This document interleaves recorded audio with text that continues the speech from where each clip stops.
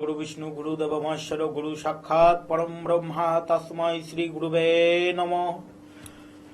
নমস্কার, আমি শ্রী তুষার। আজকের আলোচনার বিষয় হচ্ছে শত্রু। কারণ আজকে আমাদের সমাজে শত্রু প্রবল পরিমাণে সমস্ত দিকে আপনার সমস্যার সম্মুখীন করে তুলছে। মানে আপনি ভাবতে পারছেন না যে আপনার শত্রু কিভাবে আপনাকে মানে কখন ক্ষতি করে দেবে, সেটা আপনি ভাবতে পারছেন না। আপনার কর্ম জায়গা হোক, আপনার ব্যবসার জায়গায় হোক, বা আপনার পারিবারিক শান্তির জায়গায় হোক, আপনার কিন্তু শত্রু প্রচুর বৃদ্ধি পেয়েছে। আপনি এখান থেকে বেরোবেন কি করে বুঝতে পারছেন না। সবার প্রথম আপনাকে জানতে হবে আপনার শত্রু কেমন আছে বা কি করে আপনার শত্রু আসছে। শত্রুর অনেক দিক আছে না। যেমন আপনার যদি জ্যোতিষগত দিক বিচার করা হয় তাহলে আপনার শত্রু অবশ্যই বোঝা যাবে।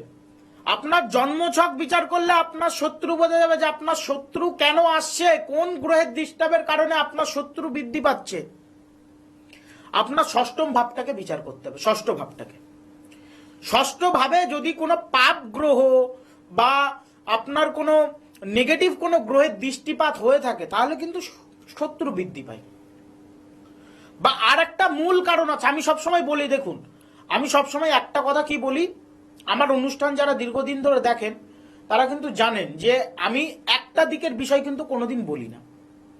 আমার কাছে আসলে আমি টোটাল আপনার সর্বদিক বিচার করি।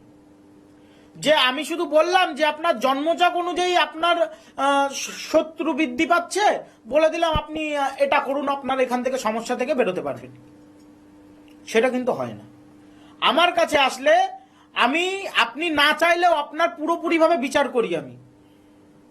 যেমন আপনার জন্মছক বিচার হবে, আপনার বাস্তুগত দিক বিচার হবে, প্লাস তন্ত্রগত দিক।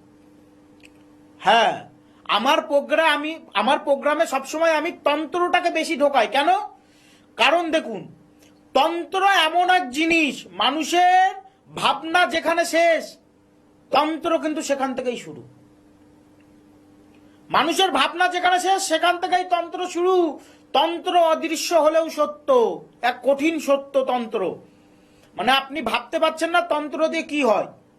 তন্ত্র দিয়ে পৃথিবীর সবকিছুই হয়। কাউকে মারা যায়, কাউকে বাঁচানো যায়, আমি বাঁচানোর কাজ করে থাকি। তো আজকের যে টপিক সেটা হচ্ছে শত্রু। শত্রু আপনার পেছনে মানে প্রবল পরিমাণে আপনাকে ক্ষতি করছে। তো আপনি সেখান থেকে বেরোতে চাইছেন, কিন্তু আপনি বুঝতে, আবার কিছু কিছু ক্ষেত্রে দেখা যাচ্ছে যে ঘরের শত্রু আপনার নিজের ভাই, নিজের দাদা, নিজের বোন, নিজের মা, এমনকি নিজের বাবা হতে পারে আপনার শত্রু। অনেক ফ্যামিলিতে দেখা গেছে নিজের বাবা মা সন্তানের ভালো চায় না, বিয়ের পরে সন্তানকে এক ঘরে করে দিয়েছে, এরকম প্রচুর ক্ষেত্রে হয়েছে। বা স্বামী স্ত্রীর সম্পর্ক নষ্ট করার জন্য সেই ছেলের বাবা মা এসেছে চেম্বারে, আমার চেম্বারে এসেছে, আমার ব্যারাকপুর চেম্বারে এসেছে, নিজের ছেলে বৌমার সম্পর্ক বিচ্ছেদ করানোর জন্য এসেছে। প্রবলেম কি? প্রবলেম জানার পরে বোঝা গেল যে ছেলে নাকি বইয়ের কন্ট্রোলে হয়ে চলে। স্বাভাবিক ব্যাপার, বইয়ের কন্ট্রোলে তারা স্বামী স্ত্রী, একে অপরের সুখ দুঃখের সাথী। তো তারা যদি একসাথে চলে সেটা তো ভালো কথা, কিন্তু সেটা বাবা মার সহ্য হচ্ছে না। বা অনেক সময় দাদা ভাই বা বোন জমি সংক্রান্ত কোনো ব্যাপার নিয়ে বা অন্য কোনো সমস্যা নিয়ে এরকম মানে ক্ষতি করার চেষ্টা করে তন্ত্র দিকের। তো আমি সেই দিকটা আলোচনা করছি। তো আপনার শত্রু বৃদ্ধি পাচ্ছে, আপনি এখান থেকে বেরোবেন কি করে, হাজারো চেষ্টা করছেন, এবং কিছু কিছু সময় মানে আপনি দমে যাচ্ছেন। কেন? আমার নিজের লোক, সে আমার ক্ষতি করছে, আমি যদি কিছু করি তাহলে তারও ক্ষতি হবে। আপনি সেই ভাবনা চিন্তা করে পিছিয়ে যাচ্ছেন। দেখুন, আমার কাছে আসলে সবার প্রথম দেখুন, আমি কারোর ক্ষতির কাজ করি না। আপনার জন্য যেটা বেটার হবে বা আপনার জন্য যেটা ভালো হবে আমি কিন্তু সেই কাজটাই করে থাকি। তো আপনি যদি মনে করুন যে আমি কোনো শত্রু দমনের কাজ করানোর পরে সেই আমার নিজের লোকই শত্রু হোক না কেন, সেই শত্রু আমার নিজের লোকের যদি কোনো ক্ষতি হয়, সেরকম কোনো ব্যাপার নয়। আমার কাছে আসলেন মানে আপনাকে একটা প্রোটেকশন দিয়ে দিলাম যে আপনার শত্রু তন্ত্রগত দিকে যে ক্ষতিটা করছে সেই ক্ষতিটা আপনার উপর কোনোভাবেই পড়বে না, আপনাকে প্রোটেক্ট করে দিলাম। এবং শুধু আমি প্রোটেক্ট করলাম বলে আপনি প্রোটেক্ট হয়ে যাবে তার নয়, ভবিষ্যতে ইন ফিউচার যদি কোনোদিন সেই শত্রু না অন্য কোনো শত্রু আপনার ওপর যদি তন্ত্রক্রিয়া করতে থাকে বা করার চেষ্টা করে, তাহলেও কিন্তু আপনি সেখান থেকে প্রোটেকশন পেয়ে যাবেন। আমরা ইন ফিউচারের কথাও ভাবি, এই নয় যে আপনি এই সময় আসলেন মানে আপনার এই সময়ের ক্ষণিকের জন্য আপনার উপকার করে দিলাম, আপনি পজিটিভ দিক থেকে নিলেন, তারপরে আপনার জীবনে আবার সেই কালো অন্ধকার নেমে আসবে, সেটা কিন্তু নয়।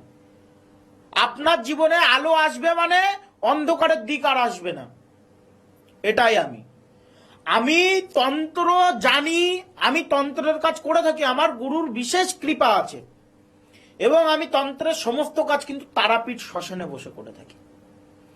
তারাপীঠ শ্মশান, আমি বারবার কেন বলি তারাপীঠ শ্মশান, দেখুন এটা আমাদের মানা বা ভাবনায় আসে, বা এটা সবাই আমাদের ভারতের লোক সবাই জানে যে তন্ত্র কিন্তু একমাত্র তন্ত্রের যদি কোনো স্থান বা ঘর হয়ে থাকে, তন্ত্রের আতুর ঘর যদি হয়ে থাকে, সেটা কিন্তু বাংলা।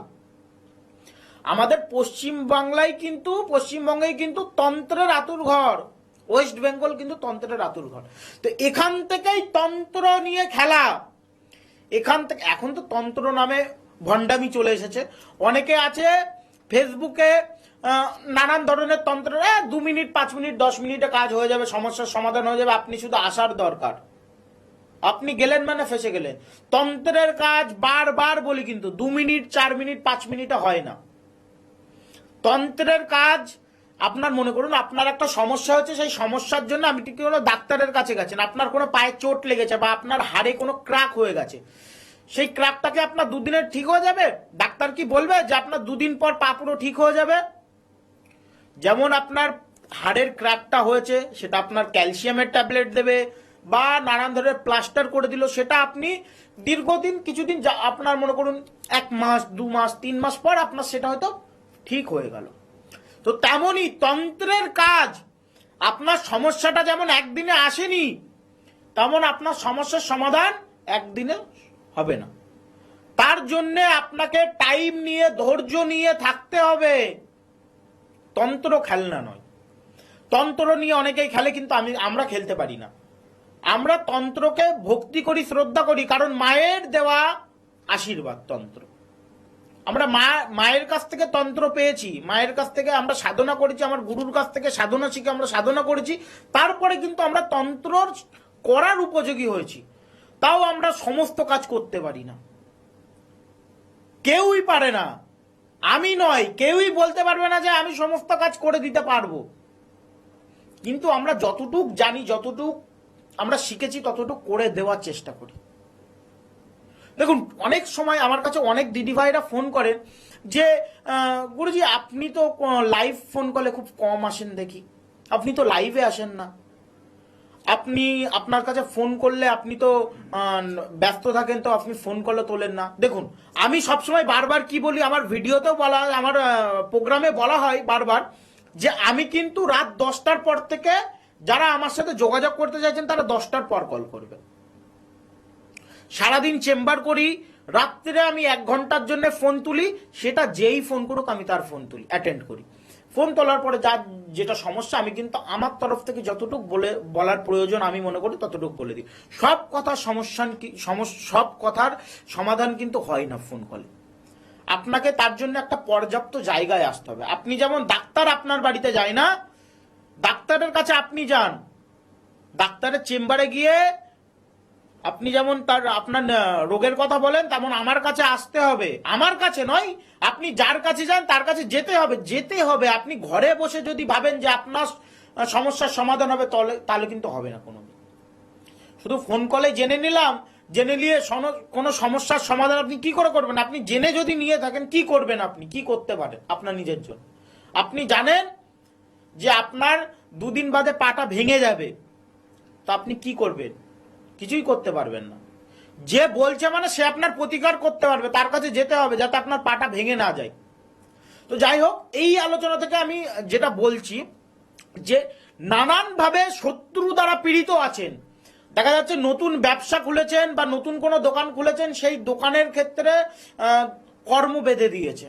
মানে সেই দোকানটা খুব চলছিল, নতুন খোলার পরে ভীষণভাবে চলছিল, হঠাৎ সেই দোকানের কোনো কাস্টমার হচ্ছে না, কোনো ব্যবসা প্রতিষ্ঠানের কাস্টমার কেটে যাচ্ছে, বা আপনার অফিসে মানে যাদের সাথে একসময় খুব ভালো সম্পর্ক ছিল তারাই আপনার বিপরীত দিকে হয়ে যাচ্ছে, মানে আপনার শত্রু হয়ে যাচ্ছে। আপনি কোনো ভালো কথা বললে তারা আপনার বিপরীত দিকে চলে যাচ্ছে। তো এই ধরনের সমস্যা আমি বারবার কি বলছি, কোনো গ্রহগত কারণের ক্ষেত্রে হতে পারে, বা আপনার কোনো শত্রু দ্বারা কোনো তন্ত্র ক্রিয়া করতে পারে, বা 3 নম্বর যেটা, সেটা হচ্ছে কোনো বাস্তুগত দিকের বৈশিষ্ট্য যদি থাকে, বাস্তুতে কোনো সমস্যা থাকলে। বাস্তুতে কোনো সমস্যা থাকলে, যেমন ঈশান, মনে করুন ঈশান কোণে কোনো নর্দমা বা নোংরা জায়গা করলে তার কারণে তো একটা বাস্তুর এফেক্ট পড়ে। প্লাস মনে করুন যে সেই বাড়ির মালিক, সেই ভূমির মালিক, সেই জায়গায় যদি আপনি অগ্নিকোণে জলের জায়গা করে রাখেন। অগ্নিকোণে জলের জায়গা করলে কি, আগুনের সাথে জলের সম্পর্ক কি, শত্রু না মিত্র? শত্রুর সম্পর্ক। যেমন আগুনের মধ্যে জল ঢাললে যেমন আওয়াজ হয় না, আপনার সারাটা জীবন ওইভাবে আওয়াজ হবে, আপনি জ্বলে যাবেন। আগুনে কিন্তু মনে করুন আগুনে জল ঢাললে, হ্যাঁ আগুন লিভে যায় ঠিকই, কিন্তু আপনার জীবনে সমস্যা নিভবে না, ক্রমশ বাড়তে থাকবে। তো শত্রু দমন থেকে বেরোতে গেলে কি করতে হবে? যাদের শত্রু দ্বারা বারবার পীড়িত আছেন, শত্রু দ্বারা নানান সমস্যা হচ্ছে, তারা একটি কাজ করুন, যে কোনো ভালো তান্ত্রিককে দেখিয়ে বা কোনো জ্যোতিষকে দেখিয়ে আপনি আগে প্রেডিকশন করান আপনার শত্রু কেন এসেছে, কোন কারণে আপনার শত্রু হয়েছে। দেখানোর পরে আপনি যদি কোনো শত্রু তন্ত্র দ্বারা কোনো ক্ষতি করে থাকে, তাহলে কিন্তু বগলা নামে এক বিশেষ ক্রিয়া আছে। আমি কিন্তু বগলা ক্রিয়া দিয়ে কাজ করে থাকি তারাপীঠ শ্মশানে। আমি বগলা ক্রিয়া দেয় প্রত্যেক অমাবস্যাতে আমার বগলা ক্রিয়া দ্বারা আমি কাজ করে থাকি। বিশেষ ক্ষেত্রে অন্য কাজও চলে, যেমন মহামৃত্যুঞ্জয় আছে, কিন্তু আমার বগলা ক্রিয়া দিয়েই আমি কাজ করি। তো বগলা হচ্ছে শত্রু দমনকারী দেবী, শত্রু নাশকারী। তাই বগলামুখী ক্রিয়া দিয়ে আপনার যদি শত্রু দমনের কাজ হয়ে থাকে, তাহলে আপনার যত বড় শত্রুই হোক না কেন, আপনার জীবনটাকে নষ্ট করে আপনার জীবনটাকে নিয়ে ছিনিমিনি খেলছে, আপনার জীবনটাকে শেষ করে দেওয়ার চেষ্টা করছে আপনার শত্রু, সেখান থেকে কিন্তু বের করে নিয়ে আসার দায়িত্ব আমার থাকবে। আমি মুখে নয়, দেখুন গ্যারেন্টির কথা বলতে গেলে আমি নিজেই গ্যারেন্টি, কারণ আমি ওই কাজগুলোই করে থাকি যেই কাজগুলো আমার দ্বারা পসিবল বা আমার দ্বারা সম্ভব। আমার ওয়েট যদি 20 কেজি নেওয়ার থাকে, আমি যদি 60 কেজি নিই, তাহলে তো আমার সমস্যা হবে না। তো আমার দ্বারা যেই কর্মগুলো করা সম্ভব, আমি কিন্তু সেই কর্মগুলো নিই। আমার কাছে রেগুলার বহু লোক ফোন করে, বহু লোক চেম্বারে ভিজিট করে, তো সবার কাজকে আমি করতে পারবো না। যার কাজ আমার মনে হবে, আমার গুরুর আশীর্বাদ দেওয়া, আমার গুরুর কথা অনুযায়ী আমি চলি, তো আমার গুরু যেই হিসাবে আমাকে বলেছে আমি সেই হিসাবে দেখি, এবং দেখে যদি মনে হয় এই কাজটা আমার দ্বারা সম্ভব বা পজিটিভ, এই লোকটার এই কাজটা করলে হয়ে যেতে পারে, আমি সেই কাজগুলোই ধরি। হোক না সেটা বশীকরণের কাজ, হোক না সেটা বিদ্বেষণের কাজ। হ্যাঁ, বিদ্বেষণের কাজ নেগেটিভ ঠিকই, কিন্তু তাও আমি বিদ্বেষণের কাজ করি কিছু ক্ষেত্রে। যদি সোনার সংসার ভেঙে দেওয়ার জন্য মাঝখানে কোনো তৃতীয় ব্যক্তি আসে, সেক্ষেত্রে তো বিদ্বেষণ করতেই হবে। কোনো হাসি খুশি জীবন নষ্ট করতে কোনো থার্ড পার্সন আসে, কোনো তৃতীয় ব্যক্তি আসে, পরকীয়ার যোগ তৈরি হয়, সেক্ষেত্রে বিদ্বেষণ তো করতেই হবে। তো এই ধরনের কাজ কিন্তু আমি বারবার বলি। দেখুন, তন্ত্র কিন্তু খেলার জিনিস নয়। অনেকেই আছে তন্ত্র নিয়ে বহু, আজকাল মিডিয়া খুললে, ফেসবুক খুললে, ইউটিউব খুললে প্রচুর তন্ত্রের কথা নিয়ে আলোচনা হয়। তন্ত্র সবসময় গুপ্ত থাকে, তন্ত্র কিন্তু গুপ্ত। মানে আমার গুরু আমাকে দিয়েছে, আমি সেটা করছি। ভবিষ্যতে আমার যদি কোনো শিষ্য হয়, আমি তাকে দেব। তা বলে আমি কি বহির্প্রকাশ করব যে আমার কাছে এই বিদ্যা আছে, আমি এই বিদ্যা দিয়ে কাজ করি, আমি এই দেবীকে আহ্বান করি, আমার যজ্ঞে আমি এই দেবীকে ডাকি, এই দেবতাদেরকে আমি পুজো করি, আমি তো বলবো না কোনোদিন। আমার তন্ত্র সবসময় আমার গুপ্ত থাকবে। তো যারা মনে করছেন, দেখুন তন্ত্র নিয়ে যেখান থেকে সেখান থেকে কাজ করালেই যে আপনার সমস্যার সমাধান হবে তা কিন্তু নয়। আমি বারবার বলি, দেখুন আপনি যেখান থেকে কাজ করান তার ব্যাপারে জানুন এবং নিজে স্যাটিসফাই হন, তারপরেই আপনি সেখান থেকে কাজ করান। কারণ আপনি আপনার ভালো করতে গেছেন, দেখা যাচ্ছে আপনি আপনারই উল্টে ক্ষতি হয়ে যাচ্ছে। তন্ত্র এমন জিনিস, তন্ত্রের সাইড ইফেক্টও আছে, আপনার তন্ত্রের সাইড ইফেক্টও আছে। আপনার ভালো হবে যখন যখন মনে করুন আপনার ভালো হচ্ছে না, সেটা যদি উল্টো হয়ে যায় আপনার খারাপও হতে পারে। ওই জন্য তন্ত্রের কাজ সবসময় ভাবনা চিন্তা করে, সবসময় গুরুত্বপূর্ণভাবে এটাকে একটা মাথায় নিয়ে আসতে হবে যে আমার তন্ত্র যখনই করতে হবে আপনাকে ভাবতে হবে যে হ্যাঁ আমাকে, আমার ওপর এই শত্রু বা আপনার এই সমস্যা আছে, তো আমি আপনাকে ডিসাইড করতে হবে যে আমি কাজটা করলে অবশ্যই আমার হবে। আপনি যদি মনে করুন যেখান থেকে সেখান থেকে, আজকে এখান থেকে করে নিচ্ছি, এখান থেকে না হলে অন্য কোথা থেকেও করব, তাহলে আপনার তন্ত্রের উল্টো ক্ষতি হবে। তন্ত্রের কাজ দেখুন, আমরা আমাদের কাছে যারা আসে, আমরা সমস্যার যে সমস্যায় থাকুন না করে, মনে করুন আমরা এটা ধরেছি মানে ওই সমস্যার গোড়া থেকে নির্মূল করে দেবো। ইন ফিউচার ওই সমস্যার জন্য আমার কাছে তো দূরের কথা, আপনাকে অন্য কোথাও যেতে হবে না, আমার কাছেও আর আসতে হবে না। আপনার যে সমস্যা সেই সমস্যার সমাধান একবারই পাবেন, আপনাকে একবারই আসতে হবে এবং আপনাকে একবারই প্রোটেকশন দেবো। আর সেই প্রোটেকশনের জন্য কিন্তু আপনার ইন ফিউচারে কোনো সমস্যা না হয় সেটাও দায়িত্ব আমার থাকবে। তো শত্রু দ্বারা যারা পীড়িত আছেন, আমি বারবার একটা কথা বলছি, বিশেষ ক্ষেত্রে আমরা বগলা কবচ দিয়ে থাকি, প্লাস আরো দিক আছে, যেমন নৃসিংহ কবচ আছে, মা ভুবনেশ্বরী কবচ আছে। তো এই কবচ আমি বারবার তন্ত্র দিক করছি কেন, তন্ত্র দিকটা আমি বিশেষ করে আলোচনা করছি, কিন্তু শত্রু দমন হোক বা আপনার কোনো স্বামী স্ত্রীর মধ্যে বা আপনার সন্তান অবদ্ধ হয়ে যাচ্ছে, এই দিকগুলো কিন্তু জ্যোতিষ দিয়ে আমার মতে মানে বিচার করে যে কোনো রেমেডি নিলে আপনার প্রতিকার হবে আমার মনে হয় না। জ্যোতিষ দিয়ে, হ্যাঁ আমি মানি জ্যোতিষ হচ্ছে আমাদের মানব দেহের মাথা, মানে আমাদের এই ওপরের পার্টটা, আমাদের বডির যদি এই পার্টটা না থাকে তো আমরা তো মানে কোনো কিছু ভাবনা চিন্তা করতে পারবো না, দেখতে পারবো না, আমরা তো মরে যাব। তো জ্যোতিষ আমাদের, জ্যোতিষতন্ত্র উভয়ই মিলে, জ্যোতিষ হচ্ছে আমাদের বডি, আমাদের শরীরের মাথা, এবং তন্ত্র হচ্ছে আমাদের ফুল বডিটা। জ্যোতিষ দিয়ে আগে বিচার হবে, তন্ত্র দিয়ে প্রতিকার হবে। তন্ত্র নানান ধরনের আছে, আমাদের কাজ বিশেষ করে আমাদের কাজে কিন্তু কোনো নেগেটিভিটি আমরা করি না। আমাদের যজ্ঞ সবসময় সাত্বিক প্রক্রিয়ায় আমরা করি, মানে পুজো পাঠের মাধ্যমে, মানে আমাদের যজ্ঞে কোনো নেগেটিভ কাজ হয় না। যার কারণে একটা প্লাস পয়েন্ট, আপনার যদি কোনো ভালো কর্মের জন্য আসেন, আপনার কাজটা যদি নাও হয়, আমি হ্যাঁ বলছি যদি আপনার কাজটা নাও হয়, তাও মনে করবেন না যে আমার জন্য আপনার কোনো জীবনে সমস্যা হবে, কোনো চান্সই নেই। আমরা সবসময় যার উপর ক্রিয়া করি তাকে ফুল প্রোটেকশন দিয়ে, তার সমস্ত দিক দেখে কিন্তু আমরা প্রতিকার দিয়ে থাকি। অনেকে আছে, আমার শিয়ালদা চেম্বার এক দাদাভাই এসেছিল, তার এক কাপড়ের ব্যবসা, তো কাপড়ের ব্যবসা, তো উনি কি করেছিলেন, ওনার ওয়াইফ সংক্রান্ত কোনো এক ব্যাপার ছিল, প্রবলেম ছিল, তো উনি কোনো এক জায়গা থেকে কাজ করিয়েছেন, কোনো নামি দামি এক তান্ত্রিকের কাছ থেকে কাজ করিয়েছেন। কাজ করানোর পরে তাকে একটা জিনিস দিয়েছে, একটা কবচ দিয়েছে বা কিছু দিয়েছে, সেটাও তাকে রাখতে বলেছে, ধারণ করতে বলেছে, সেটা সে ধারণ করেছে। এবার যেহেতু সে ব্যবসায়িক লোক, তার শাড়ির দোকান আছে, ন্যূনতম প্রত্যেক দিন তাকে দোকান খুলতে হয়, তো সে দীর্ঘদিন ধরে কাজটার একটা লিমিটেড টাইম আছে যে এতদিন আপনাকে এই কাজটা ইউজ করতে হবে। তো সেই দাদাভাই কাজটা ইউজ করেছে, ব্যবহার করেছে, দেখা যাচ্ছে তার ওয়াইফ, তার কাছে ওয়াইফ নিয়ে যে সমস্যা ছিল সেই সমস্যার সমাধান হয়ে তো গেছে, কিন্তু তার পরে দেখা যাচ্ছে তার ব্যবসার জায়গাটা একটা সমস্যা তৈরি হয়ে গেছে। মানে দোকানে খুব এক সময় খুব বেচাকেনা হচ্ছিল, সেই বেচাকেনার দিকটা কমতে কমতে এক টাইমে মাছি মারার মতন সমস্যা চলে এসেছে। মানে দোকানে যারা মানে এমন বন্ধুর মতন কাস্টমার ছিল, বন্ধু, মানে তারা কোনো একটা যদি সুতোর টুকরোও কেনে তার দোকান থেকেই কেনে, তারা পর্যন্ত মুখ ঘুরিয়ে অন্য দোকানে চলে যাচ্ছে। তো এরকম সমস্যা কি কারণে, তো আমার কাছে আসার পরে দেখা গেল তন্ত্র যে সে তো ব্যবহার করেছে, যে কাজটা দিয়েছে তারও কোনো দোষ নেই, তারও কোনো দোষ নেই, বা সে জেনে বুঝেও যদি ভুল করে থাকে, তাকে একটু ভাবা উচিত ছিল, জেনে তার একটা ব্যবসায়িক প্রতিষ্ঠান, সেখানে যদি তন্ত্রের ক্রিয়াকলাপ চলে, সেই মানে কর্মস্থলেও একটু সমস্যা হয়।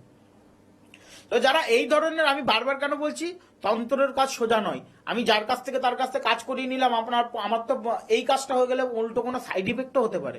ওই জন্য আমি পরে ওনার সেই বাস্তুতে একটা সমস্যা, মানে যে দোকানে ব্যবসা করতো সেই দোকানের একটা সমস্যা তৈরি হয়ে গেছে, যেহেতু সেই দোকানে সেই জিনিসটা ইউজ করেছে। সেই ভালো জায়গাটাই তন্ত্র যেটাই করুক, বশীকরণের কাজ করুক আর যাই করুক, তার তো একটা নেগেটিভ দিকও থাকে। প্রত্যেক জিনিসের একটা পজিটিভ দিক যেমন থাকে, একটা নেগেটিভ দিকও থাকে। তার পজিটিভ দিক কি হয়েছে, তার ওয়াইফ নিয়ে যে সমস্যা হচ্ছিল সেই সমাধান হয়ে গেছে, কিন্তু নেগেটিভ দিক তার ব্যবসা ক্ষেত্রটা নষ্ট হয়ে গেছে, তার কর্মক্ষেত্রটা নষ্ট হয়ে গেছে। পুনরায় আমরা বগলা ক্রিয়া দিয়ে সেই দোষটাকে নষ্ট করে যে নেগেটিভ এনার্জি তৈরি, যে নেগেটিভ সমস্যা তৈরি হয়েছিল, সেটা কিন্তু আমরা নষ্ট করে পুনরায় আবার তার ব্যবসার জায়গাটাকে যেন আরামসে চলে, তার জন্য আমরা আবার ক্রিয়া করে দিই। এবং সেটা করেছি এখান থেকে জাস্ট 3 মাস আগে, বেশি দিন হয়নি, 3 মাস হচ্ছে। তো তাদের সমস্যার সমাধান হয়ে গেছে। আপনি যদি ভাবেন যে আপনার সমস্যার সমাধান চাই, তাহলে আপনাকে কোনো ভালো জায়গায় যেতে হবে, কোনো ভালো জায়গায় যেতে হবে যেখানে আপনি স্যাটিসফাই হবেন, আপনার সমস্যা নিয়ে মন খুলে কথা বলতে পারবেন, এবং আপনি আপনার সমস্যার সমাধানের জন্য সেখান থেকে জানতে পারবেন। দেখুন, সত্যি কথা বলতে, আমি অন মিডিয়াতে বলছি, বিনামূল্যে কিছু হয় না, বিনামূল্যে কিছুই হয় না। আপনি একটা চা খেতে গেলেও তার নির্দিষ্ট একটা মূল্য আছে। তো যারা টিভির ওপার থেকে ভাবছেন যে আমি সব বিনামূল্যে জেনে নেব, বা আমি এনার কাছে গেলে হয়তো হিউজ অর্থ লাগবে, দেখুন হিউজ অর্থ লাগে, কিন্তু সবকিছু বিনামূল্যেও বলা সম্ভব নয়। আমাদের নির্দিষ্ট একটা পারিশ্রমিক আছে। আপনি চেম্বারে আসলেন বা আপনি বাই ফোন কলে কথা বললেন, দেখুন অনলাইনে আমার ভিজিটিং ব্যাপার থাকে, প্লাস আমি কেন বলি বারবার যে আপনি 10টার পরে ফোন করলে আমি আপনাকে দুটো একটা বিষয় সমস্যার সমাধানের কথা বলতে পারি। আপনি যদি আপনার জন্মছকটা বা আপনার কোনো তন্ত্র রিলেটেড কোনো ব্যাপার আপনি যদি পুরো জানতে চান, তাহলে কিন্তু আমরা কেউই করে দিতে পারবো না। এখন অনেকে আছে বলে যে আগে কাজ পরে মূল্য, অনেকে বলে না আগে কাজ পরে মূল্য। যাবেন তো চেম্বারে গিয়ে সেখানে বলবেন তো আমার কাজটা করে দিন, আমি পরে টাকা দেবো, আপনাকে চেম্বার থেকে বের করে দেবে।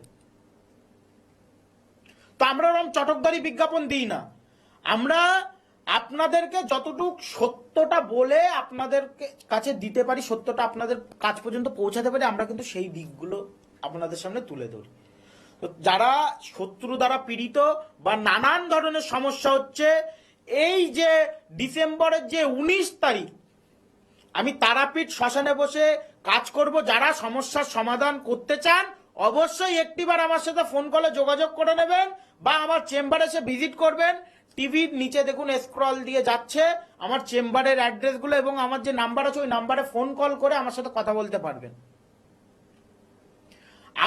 আমাদের কাছে আসলেই যে আপনার সমস্যার সমাধান হবে সেরকম কোনো ব্যাপার না। আমার যদি মনে হয় আপনার সমস্যার সমাধান হবে, সেটা আমি নিঃসন্দেহে করে দেবো। এবং আপনার কাজ হবে তারাপীঠ মহাশ্মশানে, যেই শ্মশানে বসে সাধক বামাখাপা মা তারার দর্শন পেয়েছিল, সেই শ্মশানে বসেই আপনার কাজ হবে। তো ভাবুন, আপনার যেখানে মা তারা সবার প্রথম বামাখাপাকে শ্মশানে দর্শন দিয়েছিল, সেই শ্মশানে বসেই আপনার কাজ হবে, এবং সেটা আপনি লাইভ দেখতে পাবেন। তা আপনার সমস্যার সমাধান ওখানেই 90% হয়ে যাবে, বাকিটা মায়ের ওপর। মা তারা যদি চায় আমার হাত থেকে আপনার সমস্যার সমাধান হবে, সেটা কেউ আটকাতে পারবে না। তো আজকে প্রোগ্রামটা লাস্টে, যেহেতু আমাদের টাইমটা খুব কম, শর্ট টাইমে চলে এসেছি, তো নেক্সট অন্য কোনো দিন আমরা আদার্স আরো কিছু বিষয় নিয়ে আলোচনা করব। যারা ভাবছেন এখনো যে টিভির ওপার থেকে, যে আপনারা ভাবছেন আমি গুরুজির কাছে গেলে আমার সমস্যার সমাধান হবে কিনা, একটিবার যোগাযোগ করে নিঃসন্দেহে চলে আসবেন, বা ভালো কোনো লোকের কাছে যান। আপনি আপনার বিষয়ে জানতে চাইলে ভালো কোনো জায়গায় যান। নমস্কার, ভালো থাকবেন।